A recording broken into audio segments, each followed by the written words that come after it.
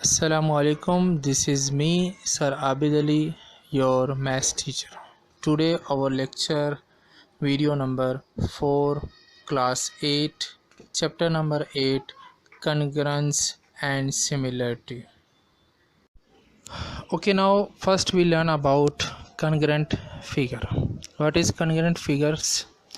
Two figures are congruent if they have exactly the same shape and size.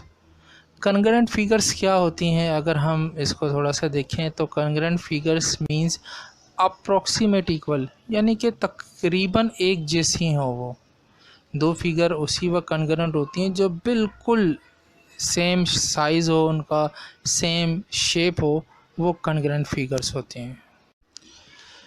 Now identifying congruent shapes, which shapes are congruent. We have some shapes A, B, C, D, E, F, G, H, I, N, J. हम यहाँ पर identify करेंगे कि कौन सी shapes जो है वो किसी दूसरी शेप के कॉन्ग्रुएंट हैं। हमारे पास यहाँ पे शेप्स दी हुई हैं और ये हमारी जो है वो बुक की इमेज है, पेज नंबर 195 के। इसमें हमने बताना है कि कौन सी ऐसी शेप है जो कॉन्ग्रुएंट है, यानी कि सेम साइज़ है, सेम शेप है, ये जो है वो हमने आइडेंटिफाई करना है। फॉर एग्ज़ाम्पल शेप नंबर जो ए है, रेक्टेंगल है, हमने सेम साइज़ देखना है कि सेम साइज़ जो है वो उसका कौन सा है। तो ए के कॉन्ग्रुएंट फिगर जो है वो बी है। इसी तरह सी आपने देखना है, सी जो है वो किसके कॉन्ग्रुएंट है। इसी तरह डी देखना है, डी जो है वो कॉन्ग्रुएंट किसके है, ई, एफ, जी, एच, आई, जे, कौन सी शेप जो है वो आपस में कॉन्ग्रुएंट है। यहाँ पे ज़रूरी नहीं है कि दो शेप्स ही जो है वो एक दूसरे के कॉन्ग्रुएंट हों, तीन शेप्स भी एक जो है वो कॉन्ग्रुएंट हो सकती हैं, चार भी एक साथ जो है वो कॉन्ग्रुएंट हो सकती है। Now identify congruent figure. वैसे सॉल्यूशन दिया हुआ है नीचे, अगर आप देखें तो आपको थोड़ा सा जो है वो आइडिया हो जाएगा कि यहाँ पर हमें रेक्टेंगल्स और ट्रायंगल्स दी हुई हैं, वो कॉन्ग्रुएंट हैं। First we learn about corresponding vertices. Corresponding means having similar position and similar function. दो फिगर्स हमें जो है वो सामने दिखाई दे रही हैं, कोऑर्डिनेटर्स हैं A B C D and W X Y Z. Vertices यहाँ पे देखें तो ए जो है वो correspondence, उसका नेक्स्ट फिगर में जो corresponding वर्टेक्स है वो है डब्ल्यू। इसी तरह नेक्स्ट जो है वो coordinator A B C D के अंदर बी का corresponding जो है वो एक्स है, सी का corresponding वाई है एंड डी का corresponding जेड है। इस कंडीशन के मुताबिक अगर हम साइड्स को देखें तो correspondence वर्टिसेस की जो लाइंस होती हैं उनकी मैग्नीट्यूड ऑलवेज़ इक्वल होती हैं। इट्स मीन कि एंगल्स अगर देखा जाए दो लाइंस में तो वो भी corresponding होगी तो वो भी इक्वल एंगल्स जो है वो होते हैं। इन दिस पिक्चर जो है वो इस पिक्चर के अंदर हम देखें तो हमारे पास नंबर 1 दिया हुआ है angle A B C and angle W X Y, ये दोनों इक्वल हैं। अब शेप में हमने देखना है कि ए बी सी जो है वो एंगल 80 डिग्री है, तो it's mean W X Y भी जो है वो इक्वल होगा 80 डिग्री के ही। इसी तरह नेक्स्ट में दिया हुआ है एक्स वाई जेड, तो एक्स जो है वो correspondence है बी के, वाई correspondence है सी के और जेड correspondence है डी के। तो इट्स मीन यहाँ पर हमें इसका corresponding एंगल जो है वो देखना है जो कि हमें बी सी डी है। तो पिक्चर के अंदर जो है वो बी सी डी एंगल जो है वो देखना है, तो बी सी डी एंगल हमें जो है वो यहाँ पर दिखाई दे रहा है, जिसके जो है वो कॉर्नर्स पे जो है वो बी सी डी जो है वो एंगल, हम इसको नेमिंग करेंगे तो वो जो है वो इक्वल टू होगा 60 डिग्री के। इसी तरह number 3 A D equal to dash AD जो है वो आपकी लाइन सेगमेंट है, उसके क्रॉसपोंडिंग साइड देखा जाए तो वो WZ होगी और WZ is equal to 2 centimetre. And number 4 WX equal to dash, तो WX जो है वो देखें वो क्रॉसपोंडेंस लाइन सेगमेंट है AB के, और AB WX is equal to 4 centimetre, that is also AB line segment is also 4 centimeter. Okay, now move on next topic, similar figures. When shapes are similar, figure having same shape but not necessarily the same size.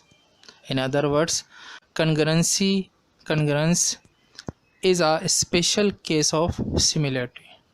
Similar figures ऐसी figures होती हैं जिनका shape same हो लेकिन size same ना हो, उन्हें similar figures कहा जाता है। Okay, we more understand about the similar figure by understanding figure number 8.6 in our book on page number 204. We have two figures, two polygons. The property of polygons in similar polygons are all corresponding angles are equal. जितने भी correspondence angles होंगे वो equal होंगे। अगर हम shapes पे देखें तो एंगल ए, वर्टेक्स ए पर एंगल ए है वो इक्वल टू होगा एंगल ए डैश के, वर्टेक्स बी एंगल वो इक्वल टू होगा वर्टेक्स बी डैश के, और इसी तरह जो है वो एंगल सी डी सॉन इसी तरह से वो एंगल इक्वल्स होंगे। Next property, the length of each side of hexagon is increase by the same factor. इस कंडीशन में यह है कि हमारे पास यहाँ पर पॉलीगॉन के अंदर जो सिमिलर पॉलीगॉन्स जो है वो हैं, इनकी साइड्स का रेशो ऑलवेज इक्वल होगा। यानी कि क्रॉसपॉन्डिंग साइड्स अगर देखी जाए तो क्रॉसपॉन्डिंग साइड्स का रेशो ऑलवेज इक्वल होगा। Side A B, the ratio of side A B and A dash B dash are equal to the ratio between side B C and side B dash and C dash and so on. इसी तरह जो है वो तम sides का जो है वो रेशो ऑलवेज इक्वल होगा, कांस्टेंट होगा।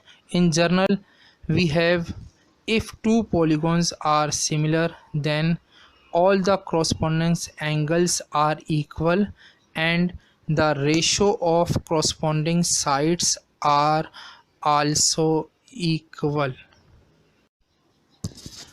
Now identify the similar triangles, triangle ABC and triangle PQR by angle.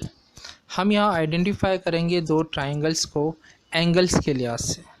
तो ट्राइंगल दी हुई है ABC एंड PQR, और एंगल ABC के अंदर जो है वो हमें एंगल दिया हुआ है वर्टेक्स B पर 70, वर्टेक्स C पर 49, और एंगल A जो है वो हमें पता नहीं है। एंगल A जो है वो मालूम करने के लिए हमारे पास ट्राइंगल की एक प्रॉपर्टी है कि किसी भी ट्राइंगल के तमाम एंगल्स को ऐड किया जाए, the sum of all angles of a triangle वो 180 के बराबर होता है। तो इस लिहाज से जो है वो एंगल ए जो है वो हम मालूम कर सकते हैं। जब हम 180 में से एंगल बी और एंगल सी का जो है वो डिफरेंस निकाल लेंगे, उनको माइनस कर देंगे, तो एंगल ए हमें मालूम हो जाएगा और वो इक्वल टू हो जाएगा 61 के। सॉल्यूशन में ये जो कंडीशन हमें सॉल्व करके दी हुई है। इसी तरह ट्राइंगल PQR के अंदर एंगल R जो है वो हमें मालूम नहीं है, वो भी इसी प्रॉपर्टी के ज़रिए जो है वह मालूम कर सकेंगे। तो अब देखिए यहाँ पर अकॉर्डिंग टू एंगल प्रॉपर्टी जो है वो कॉरस्पॉन्डेंस एंगल्स जो है वो इक्वल होते हैं। अगर कोई भी दो फिगर्स जो है वो सिमिलर हैं तो angle E equal to corresponding angle P 61, angle B is equal to angle Q is 70, and angle C equal to angle R is equal to 49. Since all correspondence angles are equal, angle triangle ABC is similar to the triangle PQR. Now identify the similar triangles by side. The property of similar triangles by side: the ratio of correspondence sides are always equal. In figure we have two triangles DEF and STU. DE is correspondence ST and EF is correspondence side TU and DF is correspondence side SU. Now the ratio of correspondence sides are always equal if the two triangles or two shapes are similar.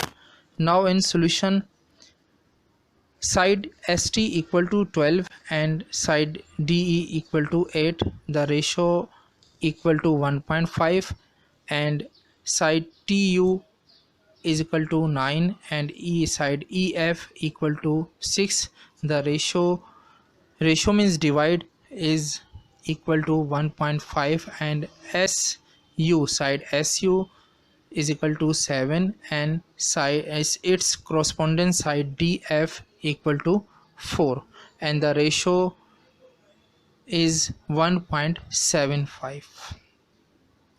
Since not all ratio of corresponding sides are equal, यहाँ पर कोई भी sides जो हैं, जो corresponding sides का हमने ratio निकाला, उनमें दो साइड्स का तो रेशो इक्वल है, बट यहाँ पर तीसरी साइड का जो थर्ड वन है उसकी साइड का जो रेशो है वो इक्वल नहीं आ रहा.